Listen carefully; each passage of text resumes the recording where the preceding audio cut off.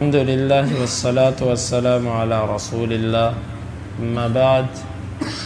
امام بخاری کہتے ہیں ہمیں بیان کیا اسحاق بن ابراہیم نے، وہ کہتے ہیں ہمیں بیان کیا روح بن عبادہ نے، وہ کہتے ہیں ہمیں بیان کیا عوف نے حسن اور محمد اور خلاص سے، وہ ابو ہریرہ رضی اللہ عنہ سے وہ کہتے ہیں اللہ کے رسول صلی اللہ علیہ وسلم نے فرمایا ان موسیٰ کان رجلا حییا ستیرا لا یرا من جلدہ شیء استحیاء منہ۔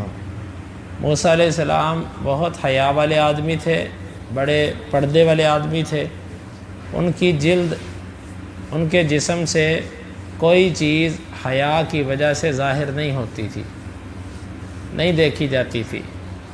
فآذاہ من آذاہ من بنی اسرائیل، بنی اسرائیل میں سے جس نے ان کو تکلیف پہنچائی۔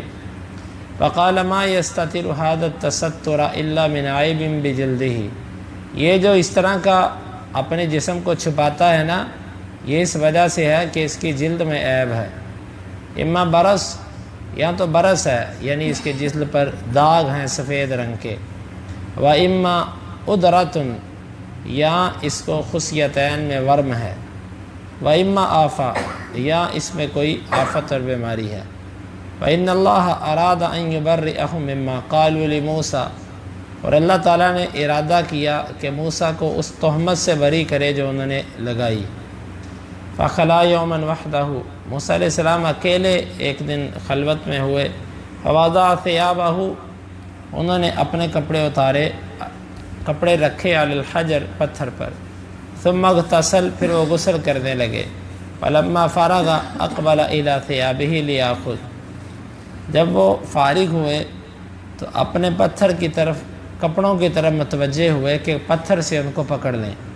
وَإِنَّ الْحَجَرَ عَدَا بِثَوْبِهِ، اور یقیناً جو پتھر تھا وہ ان کے کپڑے لے کر بھاگ گیا۔ فَأَخَذَ مُوسَىٰ عَصَاهُ، موسیٰ نے اپنی لاٹھی پکڑی، وَطَلَبَ الْحَجَرَ، اور پتھر کو طلب کرنے لگے، اس کے پیچھے جانے لگے۔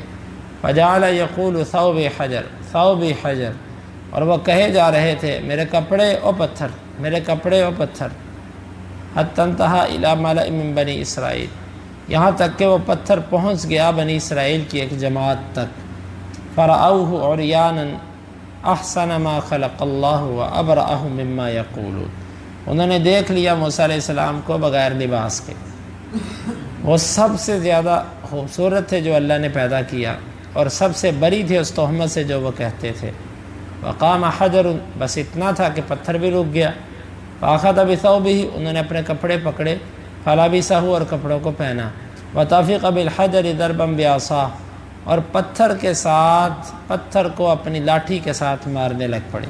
فواللہ ان بالحجر لندبا من اثر ضربۃ ثلاثا او اربعا او خمسا، اللہ کی قسم اس پتھر کے اوپر اس غصے اور ڈانٹ کے مار کے نشان پڑ گئے، 3 یا 4 یا 5 ضربیں لگائیں اس کو۔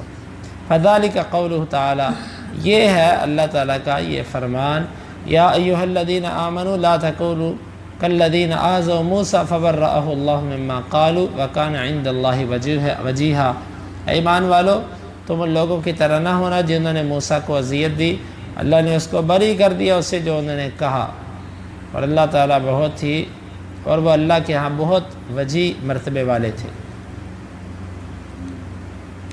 واقعہ آپ نے سنا ہوگا، موسیٰ علیہ السلام ننگے غسل نہیں کرتے تھے۔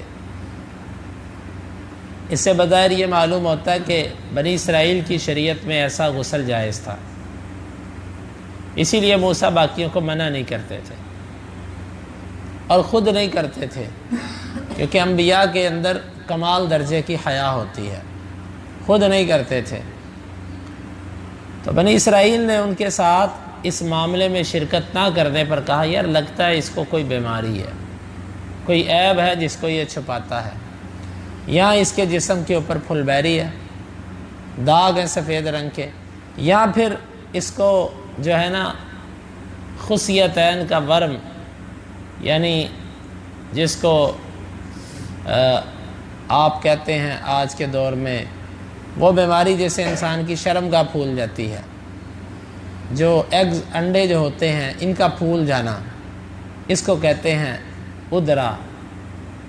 تو اس کو لگتا ہے وہ خصیت عین کے اندر سوزش ہے جس وجہ سے یہ اس کو چھپانا چاہتا ہے، یا پھر تیسری وجہ جو ہے کوئی اور بیماری ہو سکتی ہے جس کی وجہ سے یہ ہمارے ساتھ اس طرح شریک نہیں ہوتا۔ جس طرح آج کئی لوگ فحاشی بے حیائی نہ کرنے کو عیب اور کمزوری سمجھتے ہیں، اسی طرح وہ موسیٰ علیہ السلام کا ننگے غسل نہ کرنے کو کوئی عیب اور کمزوری سمجھتے تھے۔ اللہ تعالیٰ کو یہ چیز پسند نہ تھی، کیونکہ اللہ نے جس نبی کو بھی پیدا کیا اللہ نے انبیاء کو عیبوں سے پاک رکھا ہے، تو کوئی عیب نہیں تھا ان کے جسم پر۔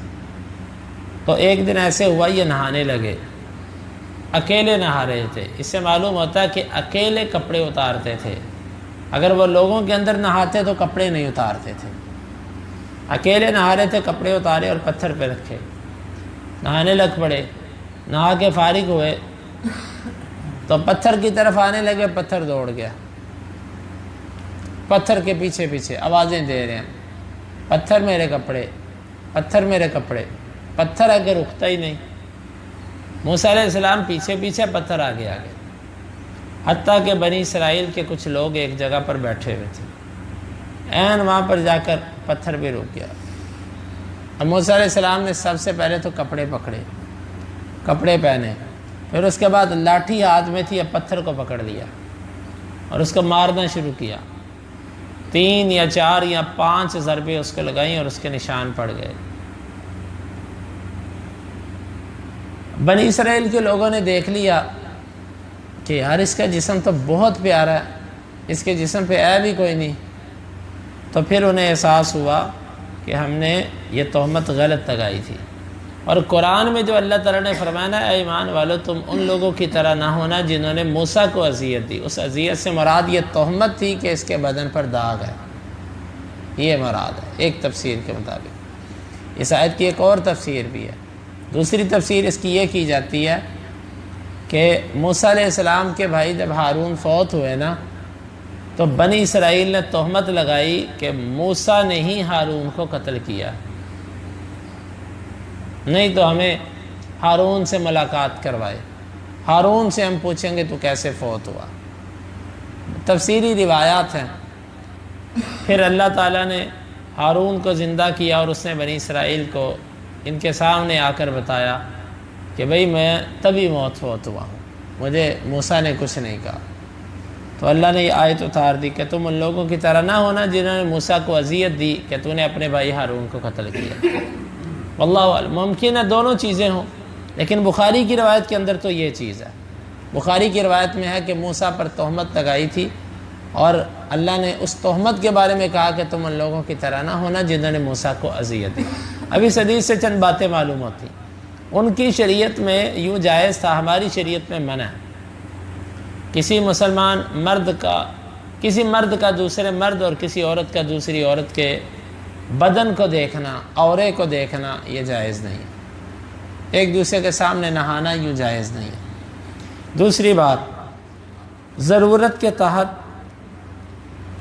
مجبوری کے تحت کسی کے بدن کو دیکھا جا سکتا ہے اور دکھایا جا سکتا ہے، جس طرح اللہ تعالیٰ نے تہمت سے پاک کرنے کے لیے موسیٰ کا بدن لوگوں کو دکھایا۔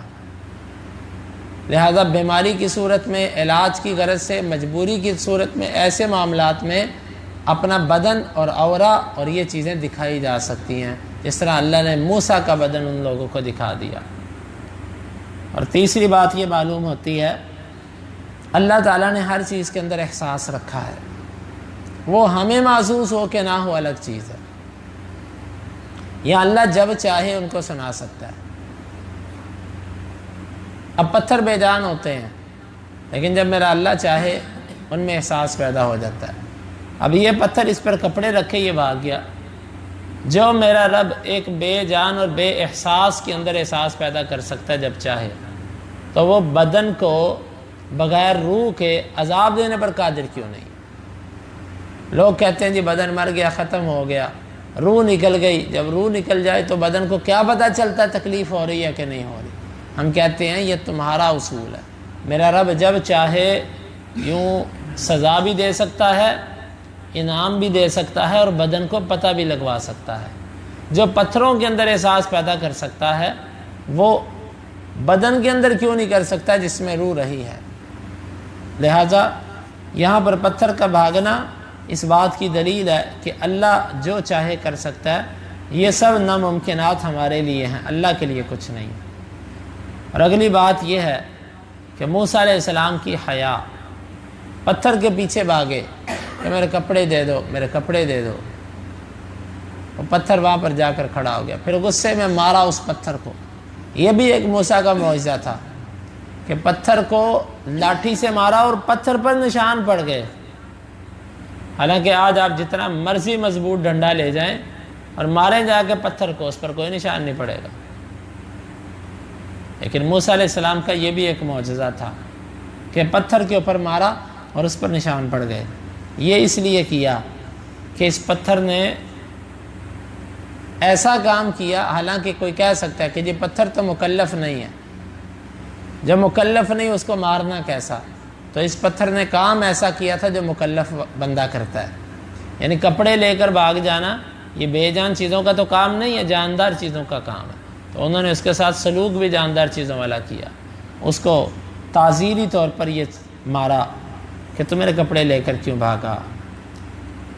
یہ ہے حدیث مبارک جس کے بارے میں اللہ کے نبی صلی اللہ علیہ وسلم نے بھی فرمایا تھا کہ اللہ موسیٰ پر رحم کرے، وہ اس سے بھی زیادہ تکلیف دیا گیا۔ یعنی موسیٰ پر تو بہت زیادہ تہمتیں لگیں۔ اللہ رب العالمین سے دعا ہے اللہ تعالیٰ اس حدیث مبارک کو سمجھنے کی اور اس کے تقاضوں کو پورا کرنے کی توفیق عطا فرمائے۔ اللہم انفعنا بما علمتنا وعلمنا ما ينفعنا وزدنا علما وآخر دعوانا ان الحمد للہ رب العالمین۔ حدیث نمبر 3404۔